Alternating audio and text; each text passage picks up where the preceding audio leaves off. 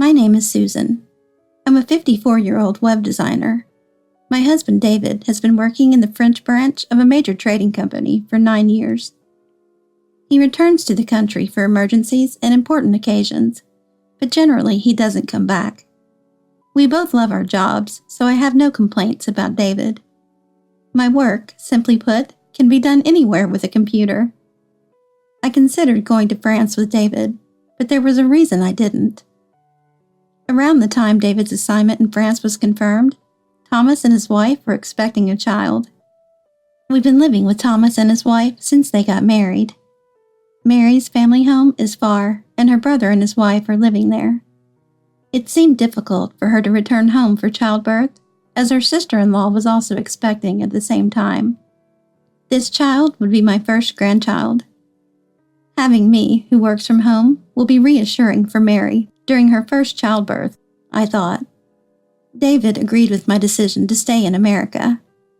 After graduating from vocational school, Thomas works at a local car repair shop. Mary took a short break from her part-time job before and after giving birth, but returned to work quickly. She now works part-time at a nearby cafe. I still remember what Mary said to me right after they moved in. "You work from home, so you'll take care of the housework," she said with a smile.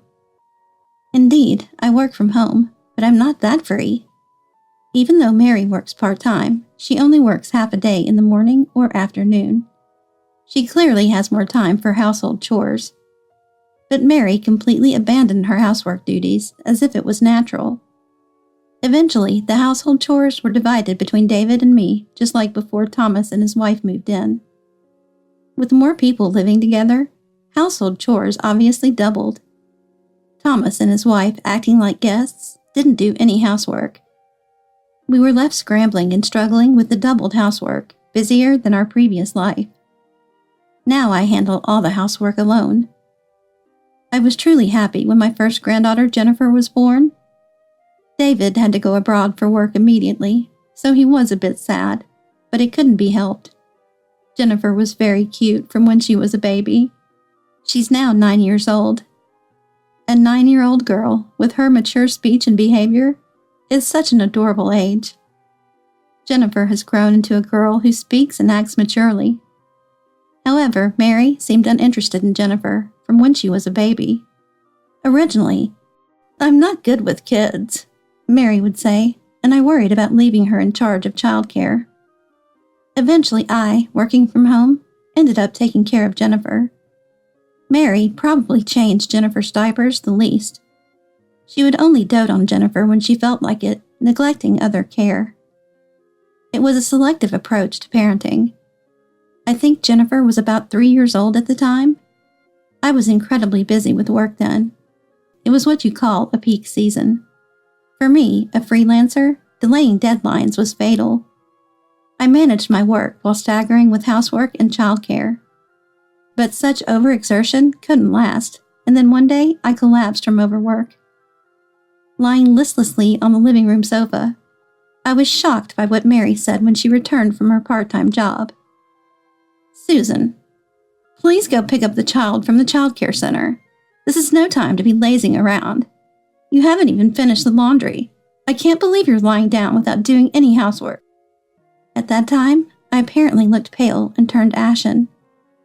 Just 5 minutes after Mary got home, Thomas arrived and, seeing my pale face, hurriedly called the hospital. I'll never forget the words Mary said to me, looking so unwell. Reluctantly, after Thomas told her, Mary went to pick up Jennifer, and I'll never forget how she clicked her tongue at me.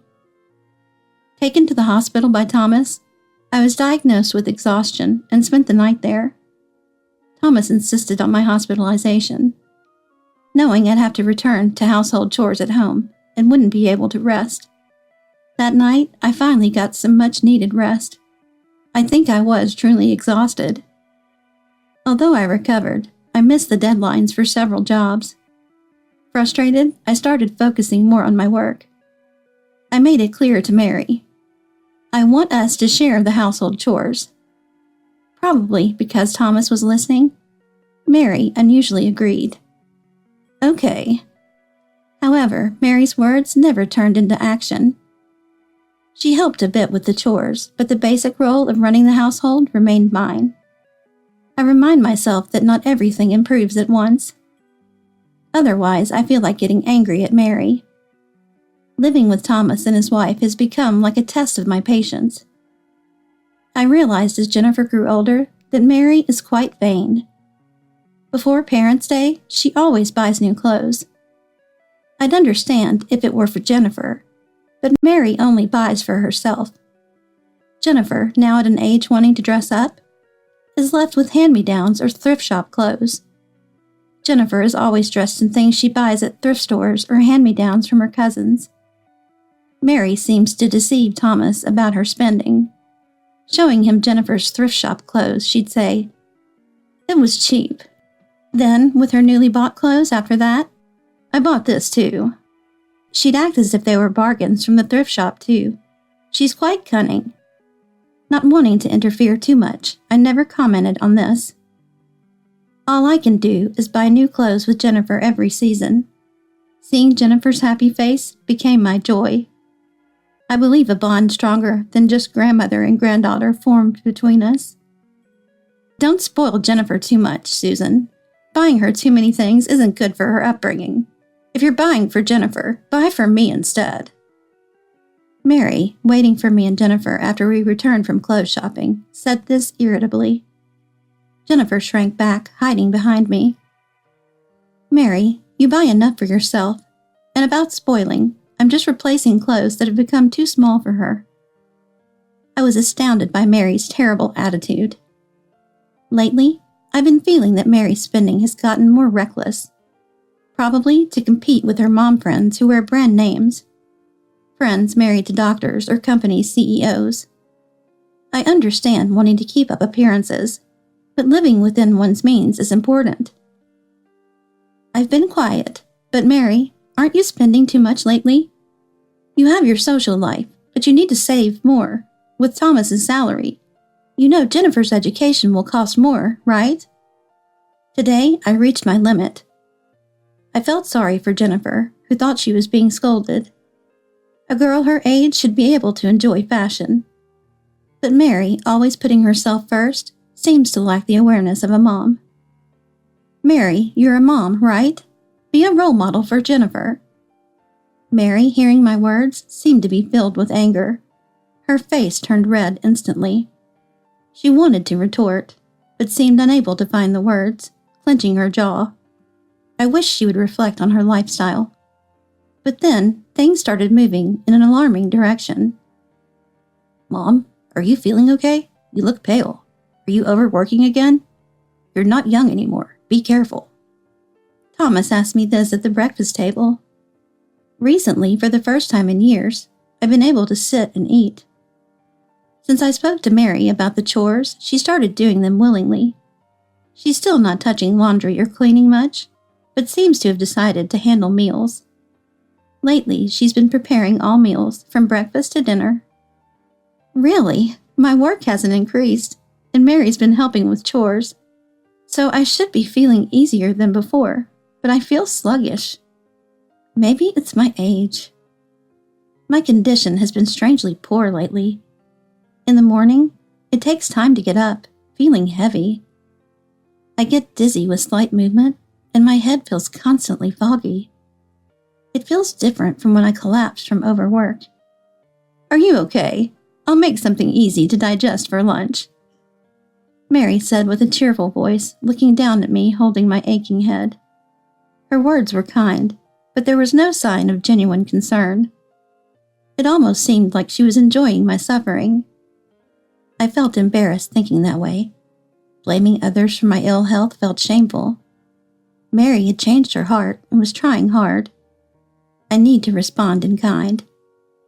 "Thank you. Your cooking is careful and tasty. I'm looking forward to lunch." I managed to smile saying that.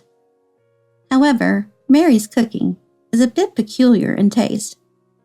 I always say, "It's delicious," but frankly, it's not good. Thomas and Jennifer eat it normally, so maybe my taste is off. After all, it's unlikely that Jennifer, a child, would say something unpalatable is delicious. I wondered if my worsening health was to blame for my condition. After lunch, feeling increasingly unwell, I had to stop working and rest in my room. I was so dizzy I couldn't walk straight, making it difficult to go to the hospital. Could I be harboring some serious illness? The thought left me restless and unable to sleep. "Susan, are you okay?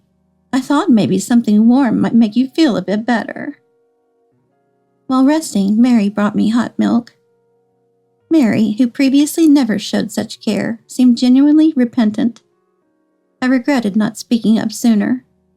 The mug emitted a gentle steam. "I added a bit of sugar and vanilla to make it more palatable," she said. The scent was indeed sweeter than regular hot milk. "Thank you, I'll have some." Mary watched intently as I finished the hot milk, as if observing me drink it all, which made me feel slightly uneasy. The milk was sweet and tasty, but there was a strange, bitter aftertaste. "Thank you for the meal. It was delicious. Thank you, Mary," I said as I handed her the empty mug. Then I noticed something grainy at the bottom of the mug. When I looked closer, Mary, realizing this, hastily hid the mug behind her. "Well, then please rest up. I'll think of something easy for dinner. You need to eat well to recover your strength," she said encouragingly and left the room. I felt my dizziness worsen and gently closed my eyes. It felt like the ceiling was spinning, even with my eyes closed. I was anxious about when my health would return to normal. I planned to go to the hospital by taxi the next day. "Grandma, are you okay?" The next time I woke up, it was already evening. Jennifer, who had returned from school, was looking at me with concern. "Ah, Jennifer, welcome back. Was school fun today?" I asked. "Yeah." She nodded happily. Just as she was about to speak, the door opened and Mary appeared. Jennifer looked at the floor, swallowing her words, appearing to be frightened of Mary. "Dinner will be ready soon. You have to eat, even if you're not feeling well." Mary urged me toward the dining table. "Right," I replied, getting up. At that moment, Jennifer tightly gripped my hand, seeming to want to say something, but unable to with Mary there. Mary seemed aware of this, but made no move to leave. Reluctantly, I led the way to the dining room where a delicious meal was prepared. We have a menu that looks delicious tonight. Eating felt like a chore. It wasn't Mary's fault. My taste just seemed a bit off. "Please, eat plenty." As she said this, she offered me some pot roast. The meat and vegetables were cooked together, and it looked perfect. I started eating, thinking it must be delicious. And to my surprise, it was indeed delicious. "Mary, this is really good." Feeling happy with the taste I hadn't experienced in a while, I reached for other dishes. Each one tasted wonderful, and I was relieved to feel my sense of taste had returned. I happily turned to Jennifer and said, "It's delicious, isn't it?" Jennifer looked somewhat tense. As I wondered what was wrong, and was about to ask if something happened, Mary suddenly fell off her chair. "Mary, what's wrong? Are you okay?" Mary started groaning, curled up on the floor. Sweat was beading on her forehead. "It's serious. I'll call an ambulance." Shocked at Mary's suffering, I reached for my mobile phone. Jennifer quickly stopped my hand. "Grandma, no need to call." Jennifer said this with a serious look. Mary was in pain. Yet she said there was no need for an ambulance. "Huh?" Confused, a silly response slipped out of my mouth. "Because Mom did something bad. She put something strange in your food. I switched them. My mom's dish and yours, Grandma." Jennifer said this tearfully with urgency. Startled, I placed a little of Mary's dish on my tongue. It was unbelievably bad, and even a little bit made my tongue numb. I quickly realized something was wrong, but I couldn't just leave Mary suffering. Jennifer, thank you. You saved me. Let's get Mom to the hospital anyway. We'll talk later. Saying this, Jennifer nodded and handed me my mobile phone. The ambulance arrived quickly, and Mary was taken to the hospital. Watching Mary in pain in the ambulance, I felt fear, thinking I would have been in her place if Jennifer hadn't acted. I felt nothing but gratitude for Jennifer. Mary, who received stomach pumping and IV at the hospital, seemed a bit better. According to the doctor, some kind of medication had been mixed into the dinner. It seems it's not a problem in small amounts, but dangerous when combined or taken in large quantities. This time, traces of a drug that should never be taken together were found. I also mentioned my prolonged poor health. "Let's do a blood test," said the doctor, writing an order for the test immediately. The test results were shockingly bad, indicating long-term consumption of the medication found in Mary's stomach. I see, I thought. I realized then my sense of taste was normal. I don't know what medication it was, but apparently Mary had been adding it to my food for some time. Probably my health deteriorated slower than Mary anticipated. Today, a large amount was added, along with a harmful combination. Perhaps she intended to finish it today. In any case, it's a terrifying situation. After receiving the news from the hospital, Thomas rushed over and I told him everything. Since I couldn't explain the medication well, I asked the doctor to do so. Thomas seemed quite shocked by Mary's actions. He probably didn't want to believe that his wife was trying to harm me. As Thomas stood dazed in the hallway, Jennifer approached him and said in a childlike voice, "Dad, it's not your fault." Thomas hugged her and said with tears in his voice, "I'm sorry." I thought he was apologizing for the past and for what was to come. I thought he was saying I'm sorry for what happened so far, and I'm sorry for what will happen next. The next morning, after getting a bit better from the IV, I was able to talk to Mary. When I stood by her bedside, Mary glared at me. "You don't seem to think it's your fault, judging by that attitude." I sighed, dismayed by Mary's attitude. "Why are you still so lively? Isn't your body a bit too sturdy?" Mary spat out those words, even while lying in bed. "What bothered you so much? Was I in your way? Well, don't worry. By the time you are discharged, we won't see each other again." At my words, Mary's voice trembled as she asked, "What do you mean?" "I brought this from Thomas. He said he doesn't want to see your face anymore." I said this as I unfolded the divorce papers in front of Mary. It was a divorce application already signed by Thomas. Mary looked at it in shock, her eyes wide open. Probably she never thought Thomas would suggest divorce. Thomas had always been on Mary's side. I had told him since the beginning of their marriage. Always side with your wife in a mother-in-law and daughter-in-law conflict.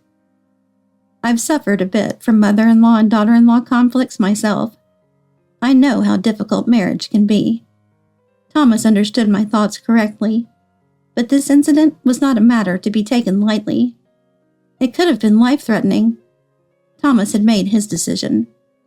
Lies. Thomas would never leave me. Susan, what did you say to him?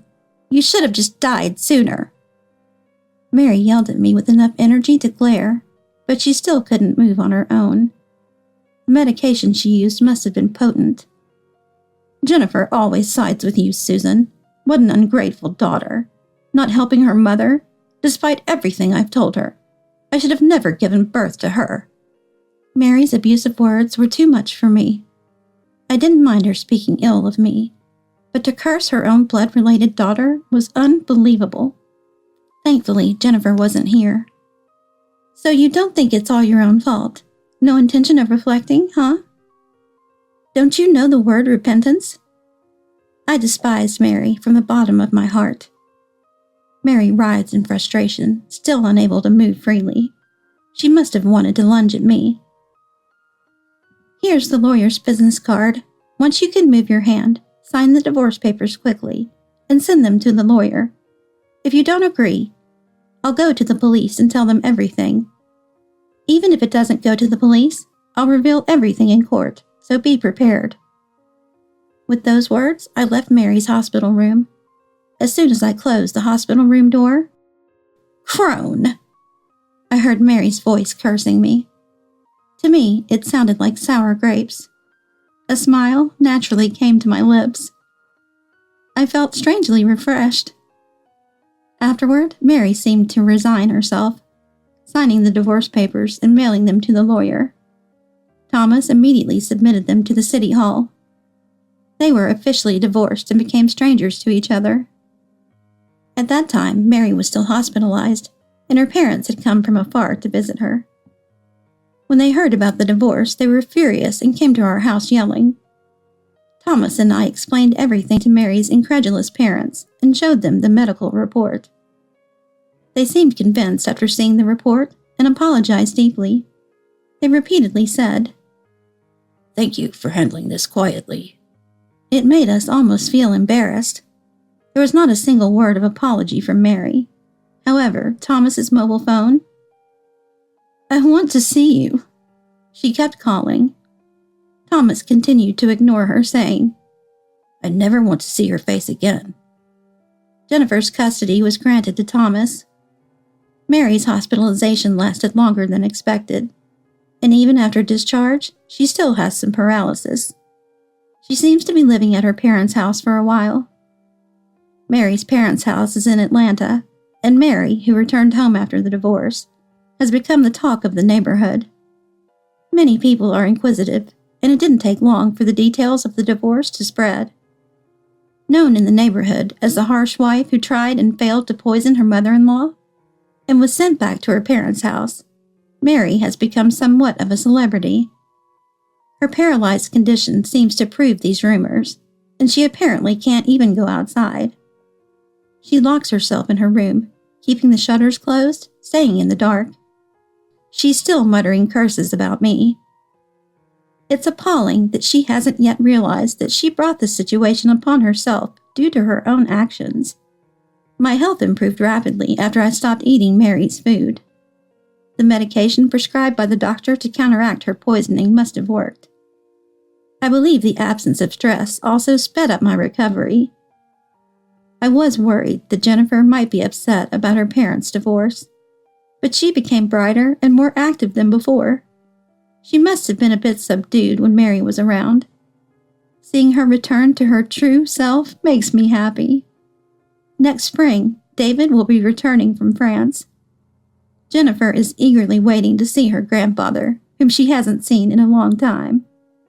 When David returns, our home will become even livelier. I want to quickly forget the unpleasant memories and live while imagining a fun future. Being able to watch Jennifer grow up is the greatest happiness for me.